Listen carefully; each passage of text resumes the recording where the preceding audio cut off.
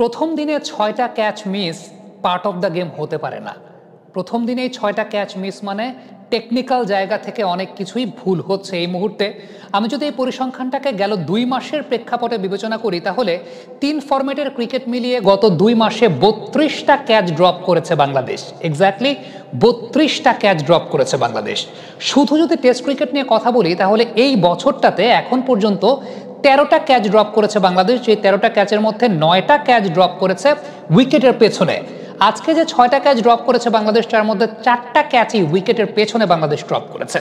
একটু পর্যালোচনা করতে চাই টেকনিক্যালি কেন এই ক্যাচগুলো বাংলাদেশ ড্রপ করছে। মূলত স্লিপ ফিল্ডিং এর দুইটা কমন বৈশিষ্ট্যের জায়গা আছে বা দুইটা কমন বেসিক আছে। একটা হচ্ছে স্লিপ ফিল্ডিং এ যারা দাঁড়াচ্ছেন তারা টোর উপর দাঁড়ান। ম্যাক্সিমাম ক্ষেত্রে টোর উপরটা এই কারণে দাঁড়ান যাতে রিয়াকশন এবিলিটির জায়গাটাতে অনেক বেশি মাত্রা ফাস্ট হতে পারেন, পায়ের মুভমেন্টটা করতে পারেন।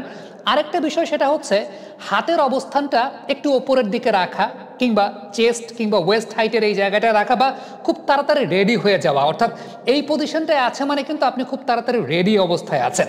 সো এই পজিশনটায় তাড়াতাড়ি চলে আসাটা খুব ইম্পর্টেন্ট একটা ব্যাপার।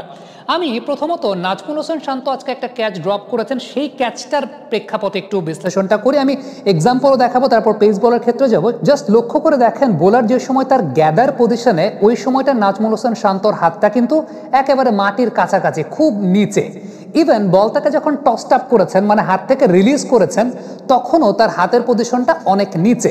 বলটা যে সময়টায় ড্রপ করছে ওই টাইমটায় তিনি হাতটাকে উপরে উঠাচ্ছেন।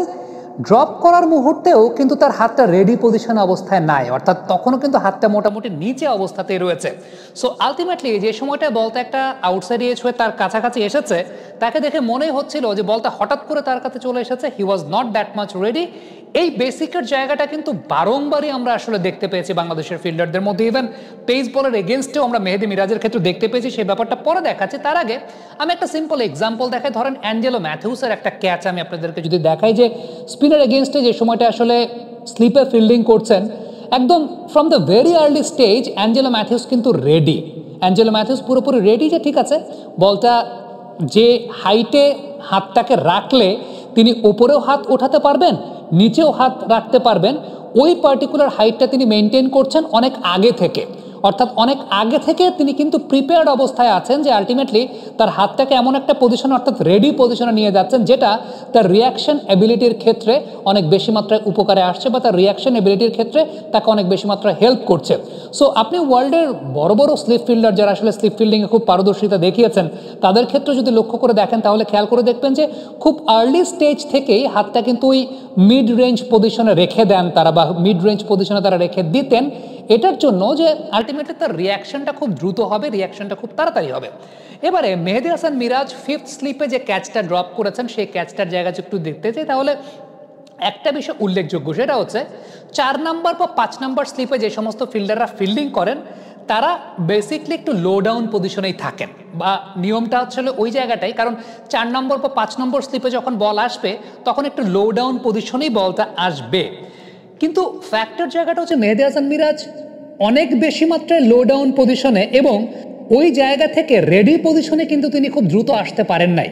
অর্থাৎ তার যদি রেডি পজিশনটা মানে হচ্ছে মিড রেঞ্জের পজিশনটা, যে না খুব উপরে না খুব নিচে, অর্থাৎ মিড রেঞ্জের পজিশনটা যদি তিনি আগে থেকে থাকতেন কিংবা একটু আর্লি স্টেজে থাকতেন, তাহলে ওই ক্যাচটার ক্ষেত্রেও কিন্তু তিনি রিয়াকশনটা খুব তাড়াতাড়ি করতে পারতেন। একদম বেসিক জায়গাটাতে আমার কাছে মনে হয় যে বাংলাদেশের স্লিপ ফিল্ডারদের একটা অনেক বড় প্রবলেমের জায়গা আছে।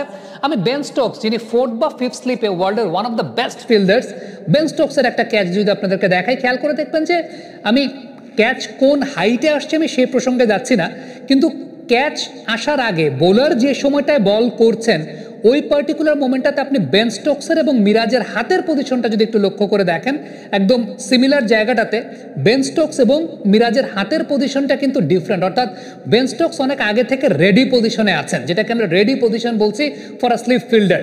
অনেক আগে থেকে রেডি পজিশনে চলে যাওয়া, যেটা মেহেদী হাসান মিরাজ আসলে অনেক আগে থেকে রেডি পজিশনটা যেতে পারেন না। সো এটা একটা মাইনর ফ্যাক্ট মানে অনেকগুলো টপিকের মধ্যে এটা একটা টপিক। এছাড়াও তো আরও অনেকগুলো বিষয় অবশ্যই কাজ করে স্লিপ ফিল্ডিংয়ের ক্ষেত্রে, যেটা আমার কাছে মনে হয় যে বাংলাদেশের টিম ম্যানেজমেন্টের চিন্তার একটা বিষয় রয়েছে। এবং এমন না যে শুধুমাত্র স্লিপেই ক্যাচ ড্রপ করছে বাংলাদেশ, অন্যান্য জায়গাতেও কিন্তু বিশেষ করে ফ্ল্যাট ক্যাচগুলো আমরা ড্রপ করতে দেখেছি। স্লিপ ফিল্ডিংয়ের ক্ষেত্রে আমার দুইটা অবজারভেশনের জায়গা আমি আপনাদের সামনে উপস্থাপন করলাম। ইভেন আমার যেটা মনে হয় যে প্রথম যে ক্যাচটা পল স্টার্লিংয়ের মিস হয়েছিল, ওই ক্যাচটা তো পায়ের পজিশন যদি বলি, ফিল্ডার হিলের উপর দাঁড়িয়েছিলেন, ফিল্ডার টোর উপর দাঁড়ানো ছিলেন না, এটা আমার কাছে মনে হয়েছে। আমি ভুলও হতে পারি, আমার কাছে ওই অ্যাঙ্গেলটাতে সেরকমই মনে হয়েছে ভিডিও দেখে যে হিলের উপর দাঁড়ানো। কারণ স্লিপ ফিল্ডিংয়ের সময় টোর উপর দাঁড়ানোটাই বেশি প্রেফার করা হয়, কারণ টোর উপর দাঁড়ালে আপনি এদিক ওদিক মুভমেন্টটা, পায়ের মুভমেন্টটা, পাটা স্টিফ থাকে না। আমার কাছে ওই ক্যাচটার সময় মনে হয়েছে ফিল্ডারের পাটা অনেক বেশি মাত্রায় স্টিফ ছিল। সো দুইটা পয়েন্ট আমার কাছে মনে হয় যে যারা ইয়াং ক্রিকেটার্স আছেন তাদের জন্য ভেরি ভেরি ইম্পর্টেন্ট যে আপনার পায়ের পজিশনটা টোর উপর দাঁড়ানো, আর একটা খুব ইম্পর্টেন্ট বিষয় যে খুব তাড়াতাড়ি রেডি পজিশনটায় থাকা। ইভেন সেটা বল পিচ করার আগে যদি হয়ে যায় দেন ডেফিনেটলি সেটা খুব ভালো একটা বিষয়। হ্যাঁ, আপনি লো ডাউন অবস্থায় দাঁড়াতে পারেন আপনার একটা মোমেন্টাম নেওয়ার জন্য, কিন্তু সত্যিকারের অর্থে আপনার রেডি পজিশনটায় আগে যাওয়াটা খুব ইম্পর্টেন্ট, যেটা আমি মিরাজ এবং শান্তর ক্ষেত্রে দুটা বিষয় দেখালাম যে রেডি পজিশনটায় আসলে আগে তারা যেতে পারেননি ওই দুইটা ওকেশনে। কমেন্ট বক্সে আপনাদের